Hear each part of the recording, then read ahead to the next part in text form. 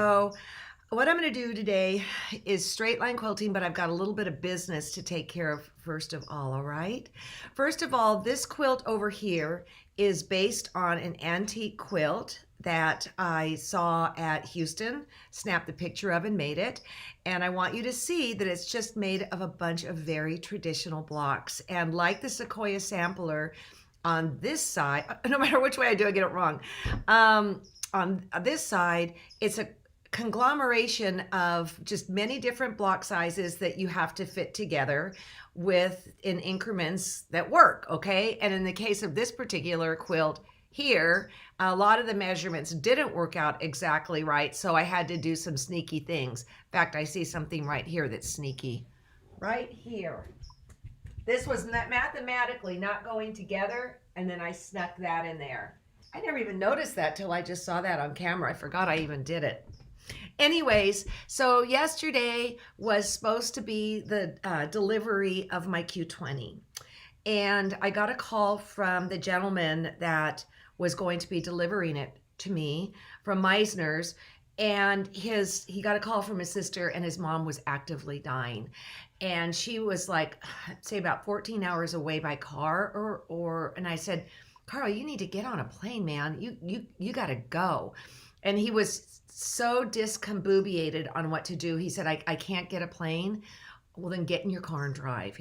For any of you that have lost parents, you're so stunned, you don't even know what to do next. So I did check in, and his mom did pass. And I just, I'm holding, I'm just holding really good thoughts for you, Carl, because it's horrible. It's just horrible. And we've all been through it one way or another. And if you have not yet, you'll find out. It's horrible. The other thing that's going on is we did get the pens in. So this is the snazzy packaging that I did. Kristen made the little front of what would be if it were in the fancy case. And then it does have all the instructions on the back. But this is the ink pen that disappears in, like, I'd say 2 to 3 days. And actually, I'm going to show you today. I goofed up on marking this straight line quilting thing, and I'll show you why I love it so much. So we have them in there. We've got like 300, 150 are spoken for, and we'll get more. It's just a little packaging situation. But I don't know about you. I'd rather have it in my hands in a lovingly built product package that I stuffed myself. All right? So no comments, okay? Let's see. Let's take a look. You guys have been sending me Sequoia pictures. Oh, one other thing. Quilting in the Garden is being canceled this year. The vendors just found out, and nobody's happy, but it had to be. There's just no way that they could ensure a safe environment. They also at Alden Lane Nursery, that's Quilting in the Garden, that always happens the fourth Saturday of September. They also have a fabulous festival in the summer that's Art Under the Oaks. That too has been canceled. So if you were planning, because a lot of people come from out of state to see Quilting in the Garden, it's not going to happen. And it's just one of those things, like with Jean Wells when she was so upset about the Sisters Outdoor Quilt Show. We're just going to do a do-over next year. And we asked Becky Goldsmith if she could come in 2021. She can't, but she can come in 2022. So we'll be looking for an artist for 2021. So yeah, we're doing it, people. We're just doing it. So thank you for sending in more Sequoia sampler pictures. If you guys are new to this, we do sell the pattern on thequiltshow.com. I think it's like 12 or 13 bucks or something like that. And we're just having a blast doing it. So here is Caroline's Sequoia sampler. And I believe I just got that one this morning. And this is so crisp and masculine and lovely. And I don't mean masculine in a negative way, but it's got power. This quilt has power. And I can't wait to see what Caroline decides to do when it's time to quilt it. And then this is Sigrid's. And I love this, the pastel-y things. They're just so lovely. But she's punched it a little bit dark with that burgundy, which I approve of. And also, I love that you did your own thing with your flowers and leaves and all that, Carolyn. That's fabulous. And then I'm like going, okay, where did you get those birds? Because they're pretty awesome. I don't know if it's from fabric or what, but those are cool. And then this is Mary's completely different color selection. And okay, so look how she's got the flowers coming out of the rooftops. I don't know if that was intentional or not, but that is a gas. And I love that you've done different flowers. And there's that cornflower or coneflower fabric snuck in there. You know, what's going to happen is some historian down the road is going to go, what in the world was going on? Okay, this is Ruth's. And Ruth sent this, and it's a quilt, an antique quilt, as you can tell. And she said, look, it's got straight line quilting. Well, crosshatch, which is on the bottom left, is something that has gone on, you know, forever and ever and ever. And just straight line quilting. And it's so interesting because really, as we get into what we're doing today, there's really nothing new under the sun. It's just a version of whatever it was in the past. So to me, it's really exciting to see history rolling into modern quilts like this one behind, this one behind me, because that is nothing like the original quilt. And at some point, I'm going to have to find the picture of it. I took it real sneaky because I shouldn't have done that. But that quilt, it just called to me. It just said you had to make a quilt out of this thing. So, and it too is straight line quilting. Don't worry, weather people. I'm not going to take your job. This is a dyslexic's nightmare come true. So let's start in with how I do my straight line quilting. Let me get the camera on. I think you guys are going to be thrilled with it. And what I have done here is with the pen, I have marked the self-erase marker. I started with 6 inches, all right? And then I quilted the 6 inches. Then I went back and I quilted the 3. I divided the 6. I'm divide and conquering. And then I divided that in half, and I'm still drawing solid lines at this point, but that's going to change. The other thing I want to show you is I thought I did a really good job, but when I got down to the machine, I realized this line was kind of wee-wah. So what I'm going to do is I'm going to take the erasable end of the marker, and I'm going to go like this, and I'm going to erase it, and then I'm going to remark it. That'll go away in a second. So again, when I talked about this originally, I thought, I don't know if that's important. This is fabulous, absolutely fabulous. And so I'll let it dry. Oh, I'm going to go up a little more. See how I started scooting this way a little bit. So I'm going to go like that. And then we'll come back to it in a bit, okay? So let's talk about, now it's time to do this line. Now, Jackie Gearing assured me it's okay to just keep going in the same direction. But like I showed the other day, if it starts to get like ripply, go to your iron and iron it, and this purple pen will not set in permanently. So I'm gonna see if I can just squeeze in. Yeah, so how I start and end is this, and I am using a red thread, and I am using my walking foot, and I am gonna use the ruler foot with this, because even though it's a walking foot, it's really easy to get off track between the markings, like I did on over here, and then just the stitching. So, oh, I took pictures of this and I didn't put it on here. Doggone it. So what you're going to do is I have 2 settings on my machine. One, I have just my regular straight stitch, which I do at default. And then right next door to it is a zigzag stitch. And I've taken the zigzag stitch and I've made it 0 width, and I've shortened it to 0.05. That's my stop start. So right now it's on that zigzag stitch that has been defaulted with. I'm going to come up and see how, oh, that's a good pop up. A lot of times the bobbin thread doesn't pop up that beautifully. but I just take my scissors, I think they're called tweezers in America, and I go like this, and then I'm going to take a couple little stitches. See, that's locked it in place now, and I'm not going to have any knots on the back because I've got these threads up here. And then I'm going to go back to my straight stitch, which the default on my machine is 2.50.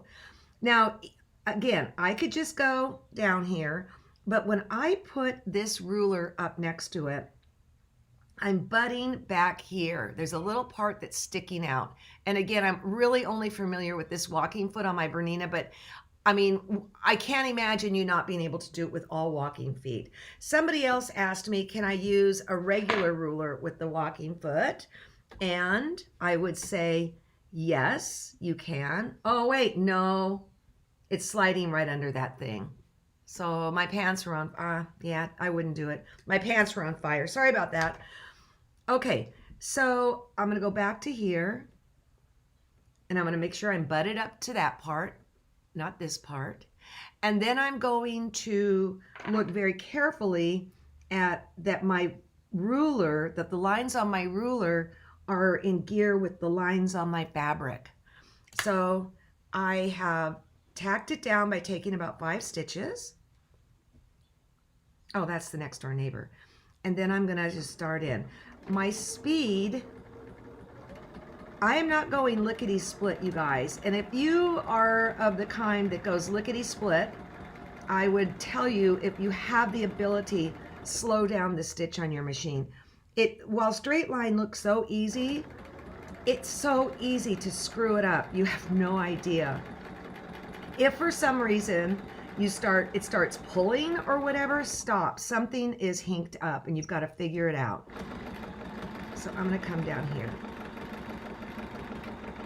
Okay, now I'm going to go back to that zigzag that has been altered to 0.05 long, 0.0 wide. And I'm going to go, see how it just takes the stitches. I'm not much for the tack stitch, okay? Then what I'm going to do is I'm going to come up. I learned this from Ricky. This is how long arm people do it. And I'm going to pull over here. I'm going to grab the thread.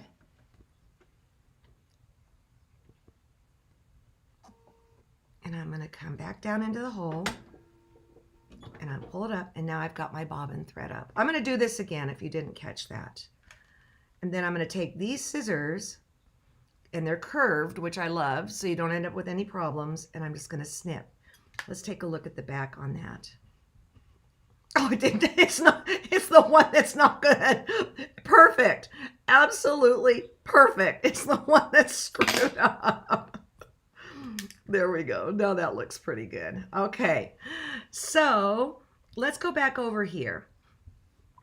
You could just, I want to divide this area up. You could just find where the center is. Okay, so I would want it at 3/4. So see, I'm right here at 3/4, so 3/8. I got to pull this under here. There. Okay. See that? Now what I can do is I can draw the, boy, that really bled into there.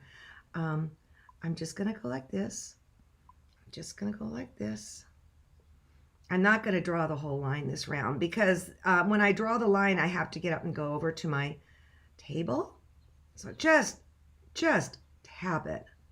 That first one I was ridiculous with. All right, let's try again. Let's see what happens. Okay, so see, I'm going to have all these hairs up here, and that's okay. That's what you want. I used to like just make sure this was here and this was here, and honestly, people, it would go awry. It just would. So let me go down, come up. Oh, the other thing that you can't see is when I'm taking my tweezers and I'm pulling this out, I have physically removed my foot from my presser foot. It is on the carpet. It is not anywhere near my presser foot, because you could get going so fast that you accidentally step on to the gas and then you're going to sew through your finger. So I always purposely move my foot so I can see I need to line up right here. Isn't this camera cool the way John set it up? I'm really happy. So let's take a couple of little stitches. All right. I'm going to go back. And I'm as much watching right here. Probably I'm watching here way more than I'm watching there. And also it's easy, believe it or not, to even veer away from the ruler. Now, one of the reasons I love this ruler so much, and my other rulers, is that it has that non-slip stuff on the back. So in lieu of wearing a glove or anything like this on this hand, it will hold it in place and it won't slip. And this is really good if you're on a long arm. So here we go. I don't know if this is fascinating or like paint drying, but it is what it is. Okay. So here we go again. Come up, take my foot away from the presser foot, pull out, take the string. I'm using a top stitch needle, and I also have my throat plate on. I have the wide one on. And I don't know, Jenny Lines, you can tell me if that's a mistake or not. All right. So now I want to do this one. Now I'm starting to get in there, people. I can eyeball that.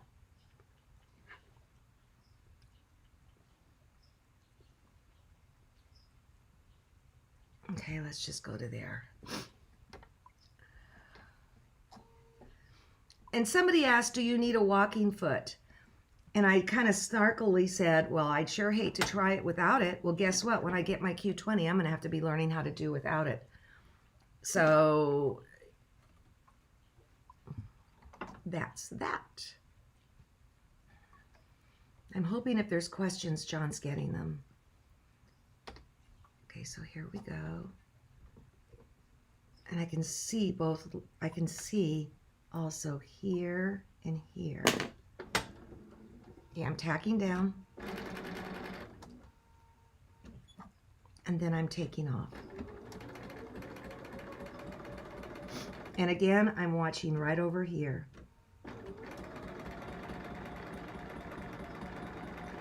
You know, this ruler really was not intended for that, but it works.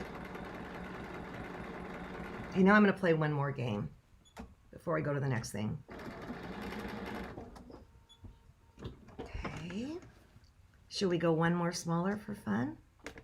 I say yes. There we go. Let's see if I can do it without a dot. Why? Okay, look, I'm going to try and do it without a dot because I can say that this is here and this is here. Oh no, see, I don't like that. It didn't come up. See, it didn't come up in the right place. It did not. So I'm going to go back to my crazy little dots and just follow them. Now we're getting into matchstick, right? So I'm going to have my go down. I'm thinking my machine may need to be, that the needle's not coming down exactly right. Okay, so now I'm going to look here. I'm going to take a couple stitches. Oops, get over there, pull back over. And again, I'm using red thread so that you can see. So you can see every single mistake I make. Oh, I love this so much.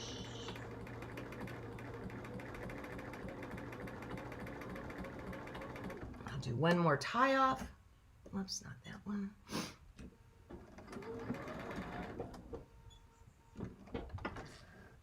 Oh gosh, that's just fabulous. Foot is away from the gas pedal. Back on. Put it away.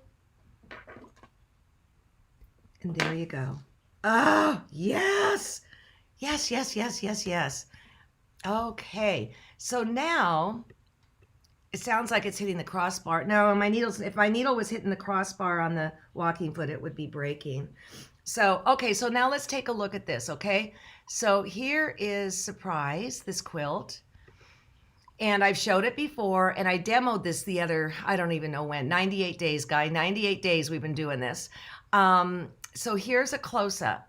And again, I didn't have this camera set up, so I'm going to do it again. So now you have to go in all directions. If you were using your walking foot, you would want to slit your wrists, okay? Because you'd have to be turning it and turning it and turning it. So I'm getting rid of my walking foot. And here we go. Why I didn't get it out, I don't know. Get rid of that. I'm going to be using, wait a minute. Let me go back down to this. John's starting to come in. I'm going to be using this foot. It's a foot that is designed for ruler work. And I like that it has, when you put it on, this little guy is just right in the front. And John, I'll do questions in a minute unless you think they're pertinent this second. And yes, the feed dogs were up when I was using my walking foot. Do you wait days for the marks to go away? The marks will go away within probably a couple days. It depends on your environment, okay? For me here, it's good for about 2 days. But you can get rid of them yourself. Okay, so there's that. There's bye-bye. So here's the one. This is how I did it. And I haven't practiced this for a while, so I'm a little bit scared here to be doing this in front of you. So I took, wait, let me go back to this guy here. Okay, why isn't it going back to that? Okay, so I took the square and then I divided it into random sections on that surprise quilt, and then I quilt those sections. And so you can see there's a lot of twists and turns and all that, but I've got a little trick I'm going to show you, because sometimes you can get lost on where the turn is supposed to happen. So, not a swell job in here, but I don't care. Well, I would. That's just a sample. If you don't know where to turn, let's say this one. Oh, let's start over here. Yeah.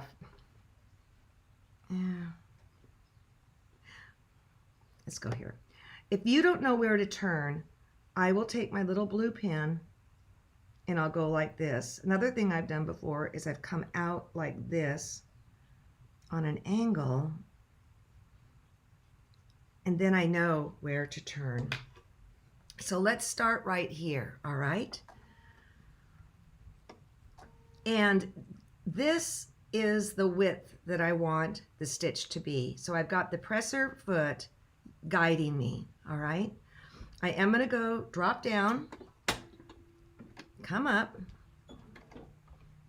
Where's that little, again, my foot has moved away. I know that sounds like so kind of stupid, but I don't think it's stupid at all.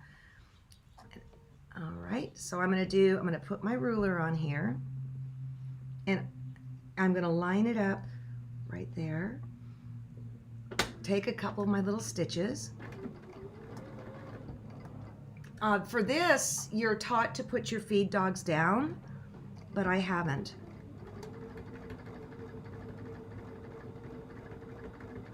I am pushing it. The feed dogs are not.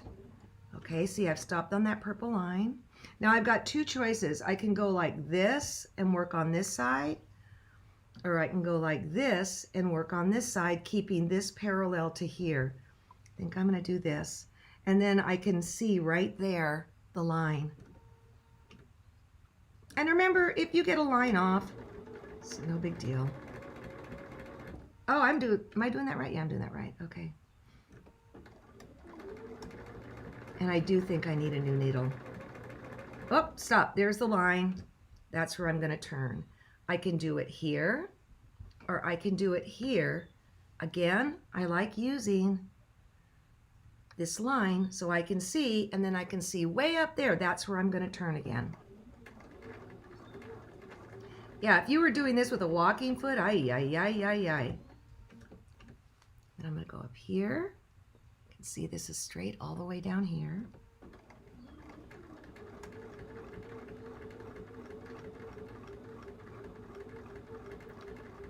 Whoop, time to turn corners. Oh, see, now this one is going to just go right on there.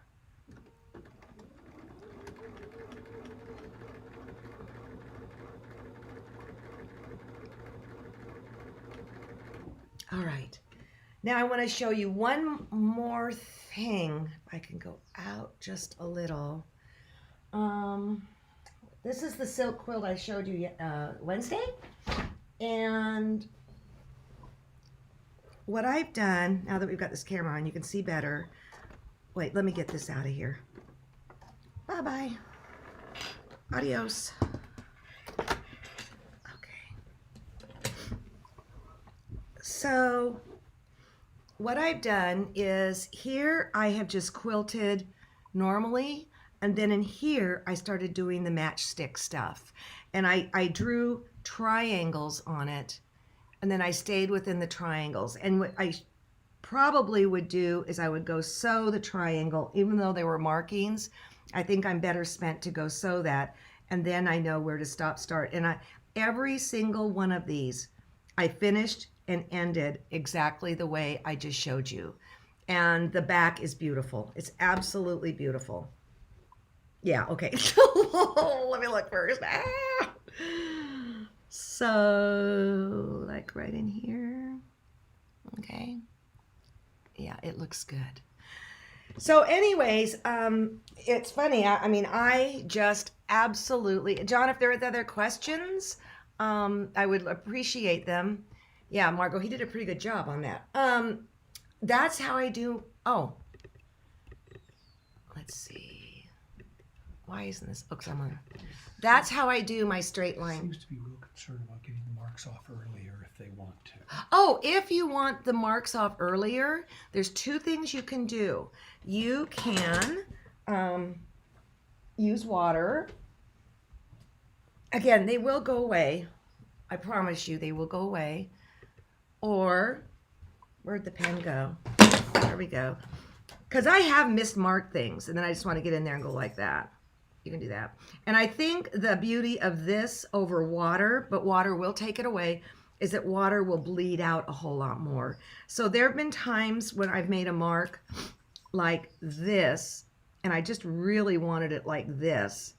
And then I'll just go back and just go like that. Isn't that cool? Okay. Can this be done on an old machine? Can this be done on an old machine? I wonder what old means. Oh no, I didn't cut my thread because that's just a sample. Just wanted to get out of that. If, doggone it, get over there. John, it's not letting me get back. I can't stick my face under there, although I suppose I could. I think it depends. Okay, if you're doing straight line, make sure you can get a walking foot for your machine. If you don't have a walking foot and you need one, that's a great Father's Day present to buy yourself. That's how we roll here. If you want to do ruler work, your machine needs to be able to accept one of these fat feet. And I know there are generics out there. I'm pretty darn sure that every brand has them. But like if you're working on a featherweight, no, it's not going to happen. Okay. So although someone will say, well, I've done it on my featherweight, there you go with that. So that's what I have to say about all of that. The good news is that we are getting kind of caught up with shipping with all the back orders. Again, if you order this is what you're going to get. And then for those of you, I want to say, you guys, thank you so much for your kindness with the Sequoia sampler and the running out of the fabrics and all that. It has just been an epic whatever. And I've received some very, very sweet letters. And it really makes me feel good because, we're just trying to do the very best we can. You got a couple more? Oh, feed dogs up or down. So I don't put them down, all right? Try it without them down. And the reason this is when I started learning free motion quilting. Jean Wells taught me that just by leaving them up, you just got a little bit more of a seat belt on. They teach you're supposed to take them down when you're free motion quilting, or like what I was just doing here, the triangle work. Of course, with your walking foot, your feed dogs are up. So we're not talking about that. just give it a try and see if it works for you. Bottom line is you do what works for you. For me, I leave them up and it hasn't caused a problem at all. When I was doing total free motion quilting, I was like, you know how that goes. And it just kind of 10% calmed down. Okay, and what's this one, John? Just the new master classes are coming soon. Michelle. Okay. Let me do this first. So because we did run out, would you recommend storing the pens in a Ziploc bag in between uses? I don't, but maybe. Hey, yeah, that's it. Okay. We have just upgraded this product. You have a Ziploc bag to store. Okay, we got to charge you 10 cents more. Great. Brenda, I do believe we have some Canadian dealers. Go to quilterselect.com and see if it's there. If not, you might want to call RNK Distributing in Knoxville, Tennessee, and they can tell you who's up there. Okay, that's for Quilter Select. But let's go to this right now, you guys. So here is what we found with Cave, the Bariska cabbage, and I wanted to hold up the original set to show you that it's gonna work. So excited. And if I'm not gonna be a hog, but if there's leftovers, I am gonna take some of the Barista too. So look at these colors here. They're beautiful. The only thing that's different is the size and scale of print. And in a sense too, wouldn't that be amazing to play with all of these together? I could see that. Kafe is really smart by, keeping the colorations consistent. That's just a real smart marketing move. So here's what you need. No, it's been a long time since I've done this camera thing. The master class, we're going to now start in applique master class, and it's going to start. It's the next show that's going to roll out, but we have Michelle's right now, which is pretty awesome, and Andrew from Wonder Threads, Wonderfilm, and we'll be concentrating on applique for 2 sessions. So John didn't want to split up the applique, and we do 13 shows a season, so that's why that's like that. And it's, remember, $19.95, you guys, for 6 months. You cannot beat that. And again, here we are 98 days into it. So here's what's going to happen next. I think I might do a couple little things next week, like on binding and stuff like that. And then I'm going to do my scrap lecture. Oh my gosh, I love my fabric. I love my girls, okay? And I'm going to do, and I love scrap quilts, as you can see behind me. I mean, even though that's color controlled, it is a scrap quilt. And so we're going to learn about that. And then we will start in with the Cave Mystery Quilt, where, of course, you're going to want this book, too. Of course, you can use your own fabrics. People are asking that. Of course, you can use your own fabrics. But you are going to want to get the Quick and Easy Block Tool. And we have those at the quiltshow.com. We've got these in stock and are getting more too. So we are armed and ready. But then what's going to happen mid-July is we're going to be taping 4 shows here and 2 field pieces. And I will not be able to do the 10 o'clock in the morning because of obvious reasons. John said, well, I could run around and do some Facebook Live. Now, I don't know exactly when it's going to be, but that's what we'll be doing mid-July. And then either right before or right after, we'll be able to jump into the water and get going on the next one. So your patience is greatly appreciated. I love that you're helping spread the word, because my mission statement is to educate, entertain, and grow today's quilting community. And by the fact you're growing, the people that are coming here, I say thank you so much. So I'm gonna get off here. I'm gonna go out to Alden Lane. I got to get a couple more plants and enjoy the weekend. You guys have a safe weekend. And I so appreciate you choosing to spend your time with me. See ya.